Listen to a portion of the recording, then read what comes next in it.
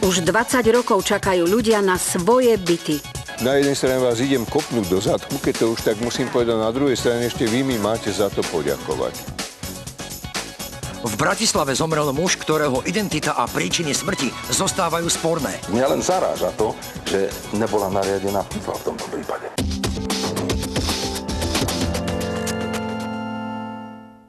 Pán primátor, pýtam sa vás, ako môže mať jeden človek v tak krátkej dobe dva diametrálne rozlišné názory na tú istú vec? Na Slovensku, keď sa povie starosta, tak si každý myslí, že to vychádza zo slova starať sa o. Ja by som skôr povedal, že starosta vychádza zo slova pôsobiť starosti. Aj tu na Hviezdoslavovom námestí číslo 11 žijú nájomníci, ktorí už 20 rokov usilujú o odpredaj bytu. V historických centrách slovenských miest je zhruba 1000 nevysporiadaných bytov. Nejde pritom vždy o problémy reštitúcií, ale aj o záujem obchodných skupín, ktorí stoj čo stoj chcú ovládnuť byty v lukratívnom prostredí a prípadne potom s nimi aj kšeftovať.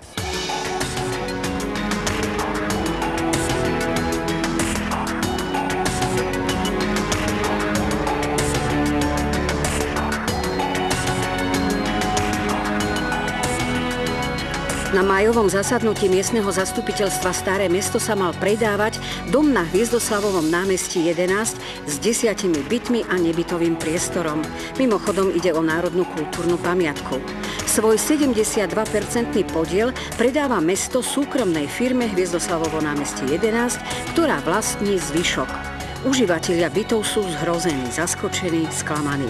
Primátor Vtáčnik aj starostka Rosová im predčasom sľúbili, že po viac ako 20 rokoch im pomôžu k vysporiadaniu vlastníckych práv. Byty chcú totiž pôvodní nájomcovia už 2 desaťročia odkúpiť.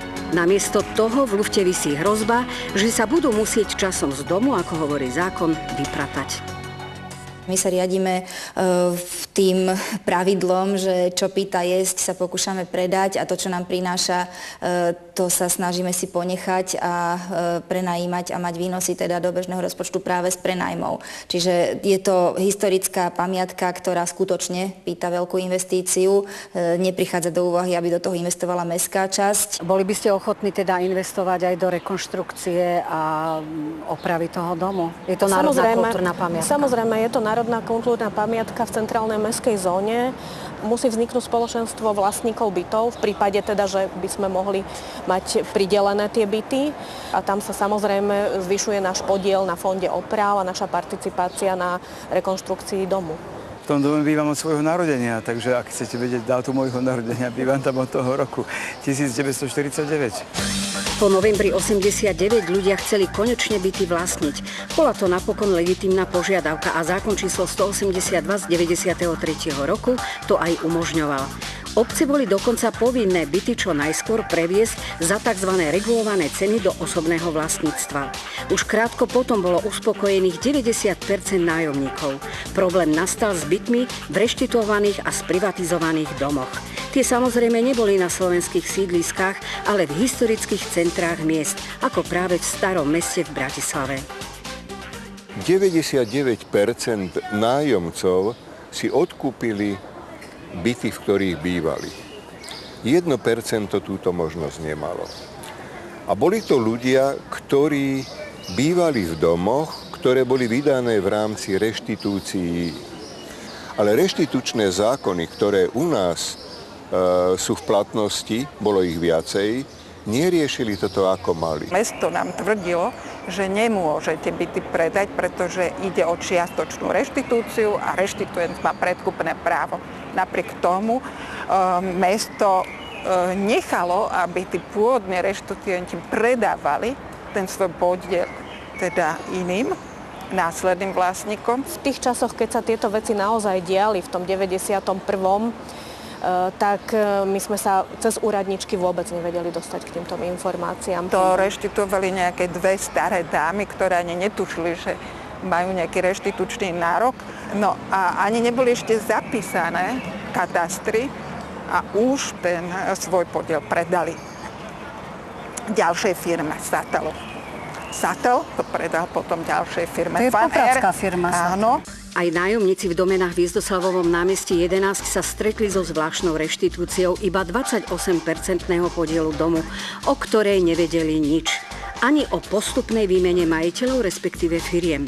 Hoci mesto vlastnilo väčšinu, nedokázalo nájsť spôsob, ako byty odpredať. Nekonal ani správca domu mestská časť Staré Mesto. Naopak, celé roky úrady vychádzali v ústrety skôr novým majiteľom ako starousadlíkom domu. Noví majitelia hľadali cestu, ako väčšinový podiel od mesta kúpiť, a tak obavy nájomníkov iba rástli. Ich opakované žiadosti o odkúpenie začínali a končili na papieri.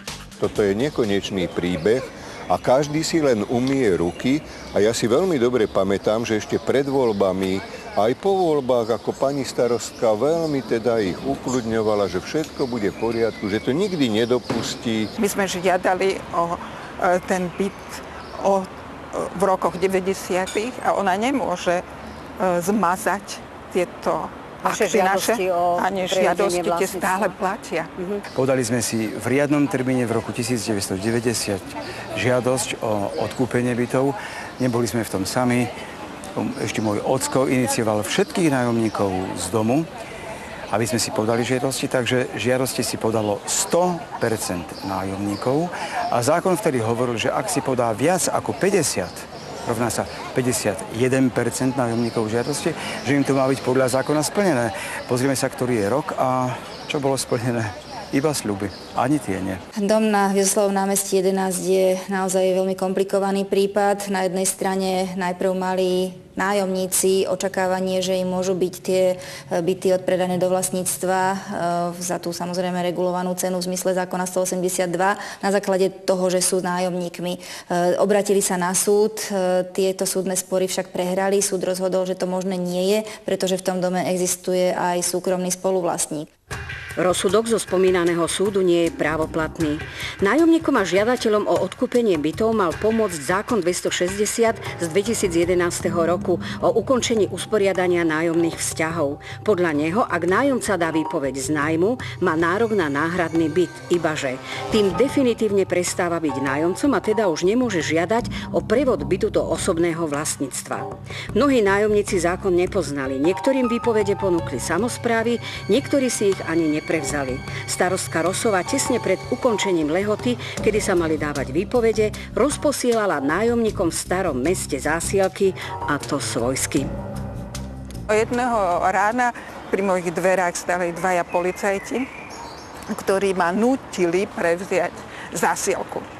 Ja som netušila, čo v tej zásielke je, a teda som podpísala príjem tej výpovede. No ja neviem teda, ktorá z tých výpovedí samozrejme je teraz platná, to ani tí ľudia nevedia. Zrazu sa ide prijať také uznesenie, že títo ľudia bohužiaľ už nemajú nárok odkúpiť si ten byt. Ako ste sa vlastne vysporiadali s tou výpovedou z nájmu? Vy ste ju podpísali, alebo ako to prebiehalo? O žiadnom podpise nemôžeme v prípade našej rodiny hovoriť, pretože, čuduj sa svete, my sme vlastne fyzicky tú obálku s tým lístočkom z brezy, milovaným, vlastne do ruky nedostali. My žiadnu výpoveď v ruke nemáme. Ani moji dvaja synovia, ani moja manželka, ani ja. Ale tú výpoveď považujem stále za neplatnú. Aj som to teda niekoľkokrát komunikovala smerom k mestu. Takáto forma doručovania určite nie je štandardná. Obávam sa, že v tomto prípade skôr išlo o zmenu postoja na strane prenajímateľa, väčšinového, to znamená obci, ktorá pravdepodobne sa rozhodla riešiť túto vec inou formou, než predtým uvažovala. Áno, my sme mestskú políciu požiadali, pretože mestská polícia je zriadená na to, aby vykonávala rozhodnutia samosprávy, a v tomto zmysle sme požiadali o spoluprácu, lebo oni sú v teréne, ale neroznášali to len policajti, roznášali to aj naši pracovníci. Bola to taká výpomoc. Ten zákon dal dostatočnú časovú lehotu na to, aby prenajímateľ sa rozhodol, či chce alebo nechce vypovedať takýto nájom. Občania aj mnohí právnici považujú zákon 260 za diskriminačný. Oberá nájomníkov o možnosť odkúpenia bytu. Náhradné byty majú tvrdé podmienky, pôvodným sa nevyrovnajú a každoročne sa zvyšuje nájomné o 20%. A tak poslanci Národnej rady predkladajú jeho ďalšie novely. Z úcty k tomu procesu, ktorý trval 2 roky, vyjadrovalo sa k tomu veľa kompetentných ľudí. My sme v tom duchu urobili našu novelu, ktorá vyriešila veľa prípadov a veľa problémov a posunula to nejakým smerom. Pre mňa je to nepochopiteľné, že sa to nevie vysporiadať a vyriešiť a že sa táto situácia stále viac, ako má možnosť vidieť, komplikuje. Hlavne za poznania toho, že v rozpočte boli naplánované výdavky, ktoré by uspokojili nároky dotknutých nájomcov, ktorí žiadajú o finančnú náhradu. A pokiaľ ukazuje aplikačná prax, že treba ešte niečo urobiť, tak po dohode s pánom Vtáčikom a ministerstvom dopravy budeme to koncom roku pravdepodobne riešiť. Už sme sa na tú tému bavili. V súčasnosti nikto presne nevie, či všetky výpovede sú platné alebo nie. Možno rozhodne až súd. Súd takisto bude rozhodovať o dome na Hviezdoslavovom námestí. Tento podielový dom sa nevie vysporiadať so svojimi podielmi. Preto chce menšinový vlastník, súkromná firma, kúpiť zvyšok domu. Ponúkla 1 000 000 eur. Vy ste údajne slúbili tým obyvateľom, že teda budú môcť si odkúpiť tie byty. A napokon ste odporúčali predaj toho domu. Mám pocit, že takto to presne nebolo, ako ste to povedali, pretože odkúpiť by si ich mohli vtedy, keby došlo k tzv. Reálnej deľbe. To znamená, že by sme sa s tým spolumajiteľom rozdelili, že časť domu patrí jemu, časť domu patrí nám. Vtedy samozrejme prípada do úvahy tá možnosť, ktorú ste povedali, že my odpredáme byty tým nájomníkom, ktorí v nich dnes bývajú. Žiaľ, taká reálna deľba v prípade Hviezdoslavovho námestia nie je možná. To znamená, na žiadosť mestskej časti po preskúmaní všetkých možností, ako sa to dá usporiadať, sme sa skôr priklonili k tomu, že dáme súhlas na to, aby sa to vlastne usporiadalo v prospech toho vlastníka. V tomto dome je viacero súdnych sporov, ale pokiaľ ide o rozhodnutie toho, či tí nájomníci majú alebo nemajú právo na odkúpenie bytu, tam je známy rozsudok, ktorý je právoplatný a ak sa súdia aj iní v tomto istom zmysle, tie rozsudky zatiaľ právoplatné nie sú. Pani starostka nás zavádzala, rozsudok nie je právoplatný. Naopak, existuje súdne rozhodnutie, ktoré prináša isté riešenie. Menšinový vlastník by mohol získať nebytový priestor a väčšinový, teda mesto, byty. Navyše nájomníci sú pripravení zaplatiť rozdiel v cene, ktorý by touto deľbou podielov vznikol.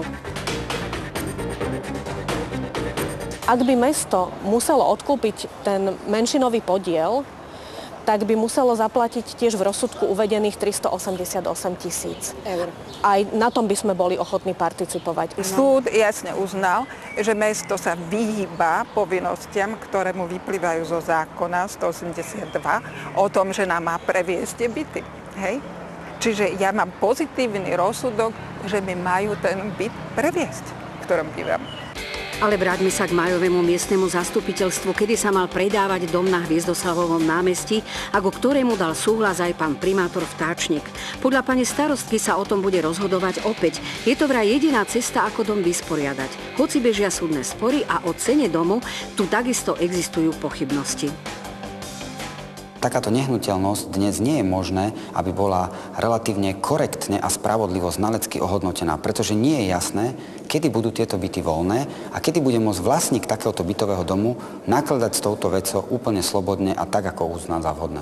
Očakávam, že sa na zastupiteľstvo tento bod dostane. Čiže chcete odpredať ten dom? Máme záujem riešiť to tým odpredajom, lebo iné riešenie v tejto chvíli nemáme. Za takýchto okolností, pokiaľ nie je jasné, kedy ľudia naozaj opustia tieto byty z dôvodu toho, že im niekto pridelí nový náhradný byt, naozaj nie je vhodné a nie je podľa mňa ani korektné, aby niekto urobil znalecký posudok na takýto bytový dom a na základe toho sa vysporadovalo vlastníctvo, obzvlášť ak je tam v tomto prípade jeden zo subjektov subjekt verejného práva, čiže obec. Nájomníci či užívateľia bytov sú z možného predaja opäť zaskočení, šokovaní a sklamaní. Hľadali sme kupca, firmu Hviezdoslavovo námestie 11, ale na uvedenej adrese sme našli len schránku. Hviezdoslavovo námestie 11, schránková firma. A oni tu majú len schránku? Pánom Ležákom. Tu nesedí taký? Len pošta chodí, áno? Spoločník firmy Vladimír Ležák má všetky telefónne čísla utajené a na domácej adrese v Slovenskom Grobe sa nezdržiaval.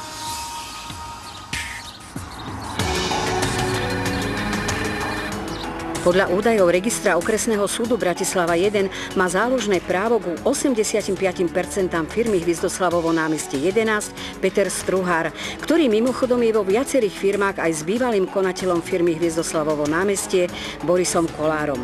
Zaujímalo nás, či pán Struhár má o dome vedomosti a ako chce podiel využiť. Ak je vaša otázka, či ja si uplatním svoje záložné právo, moja odpoveď je, ja zatiaľ neviem.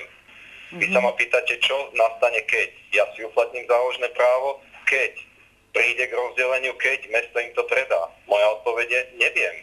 Keď sa to udeje, potom vám k tomu poviem svoj názor. Môj názor je veľmi jednoduchý. Existuje nejaké spoluvlastnícke podiely, existuje partnerstvo medzi spoločnosťou Hviezdoslavové námestie 11 a myslím mestom. Existuje niečo, čo sa volá vlastnícke právo a existuje zákon. V pondelok 17. júna večer bolo v Bratislave stretnutie s nájomníkmi nevysporiadaných bytov. Dali výrazne najavo, že ich pani starostka pri výpovediach zavádzala a fakty o prebiehajúcich súdnych sporoch zatajila. Neostali nič dlžní ani primátorovi. Pán primátor, kde je vaše slovo chlapa a starostu, ktoré ste nám dali a ktorému sme verili? Pán primátor, obraciam sa v záujme celého nášho domu. Prosím vás, odvolajte vaše splnomocnenie pre pani starostku o odpredaj celého domu Hviezddoslavovo námestie 11. Ďakujem. My predsa máme súdne jednanie. Súdne jednanie, ktoré v decembri minulého kalendárneho roka povedala, že dom je rozdeliteľný na byty a nebyty. A v tom prípade, ak sa Staré mesto stane vlastníkom, má nielen právo, ale aj povinnosť podľa zákona nám tie byty previesť. A tam to začína a tam to končí. Ak by ten súd rozhodol inak, budete ešte o tej možnosti uvažovať? Určite áno. Ja si myslím, že k tomu predaju zatiaľ neprišlo. My sme len ako mesto vyslovili názor, že to považujeme za jednu z ciest. Ja si myslím, že ak by súd našiel to riešenie tej deľby, ktorú zatiaľ žiadne súdne pojednávanie nevyriešilo, ak by ju našiel, ja by som bol veľmi rád. Primátor pred uzávierkou reportérov poslal stanovisko. Na základe pondelkovej diskusie s občanmi sa rozhodol odvolať súhlas mesta s predajom domu na Hviezddoslavovom námestí a bude čakať na ukončenie súdneho sporu. Ak bude možná reálna deľba podielov, mesto pristúpi k predaju bytov nájomníkom. A zda by to bolo aj spravodlivé, veď nájomníci chcú iba to, čo všetci ostatní už dávno mohli. Keby sme sa stali majiteľmi bytov, konečne by nastal moment M, po ktorom túžime už od roku 1990. A síce naozaj perspektívne a plodne zveľaďovať svoje byty a zveľaďovať svoj dom. Zatiaľ sme to nerobili, pretože stále visíme v prievane a nevieme, či nás niekto z toho prievanu zvesí a hodí do smeti, alebo nás tam nechá visieť a povieš, toto je tvoj klinec, na ktorom visíš. Každopádne by som bola veľmi rada, keby si obecní politici uvedomili, že nie sú realitná kancelária a že nie sú tu v prospech iba určitej skupiny ľudí, ale v prospech všetkých voličov.